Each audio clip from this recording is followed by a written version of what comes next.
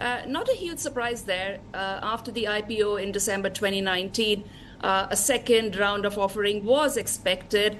I agree with you. It will be a test of investor appetite.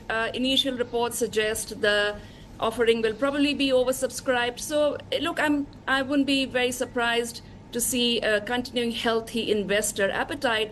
But as far as the overall oil market sentiment is concerned and its connection with this offering, I think it's increasingly becoming clear that the sort of sweet spot window for such offerings is increasingly shrinking. And, that's the perception overall across the Middle Eastern oil producers, whether it comes to selling shares, like in the case of Aramco, or increasing production and cashing in on their reserves and their oil and gas wealth as quickly as they can, because everybody is essentially looking at the sort of turning point where oil demand starts to go down structurally.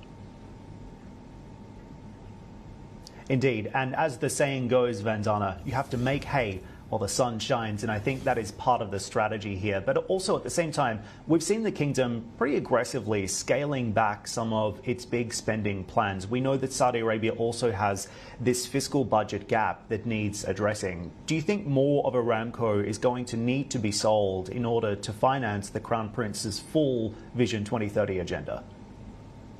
I think they do have a few options. So, of course, they could continue selling more shares. The government owns around 82%. So there's plenty of room for the government to continue disinvesting from the company. But we also have seen over the past several years Aramco and the government coming pretty aggressively into the fixed income market. So they have raised bonds, they have sold bonds, they've raised quite a bit of money that way as well.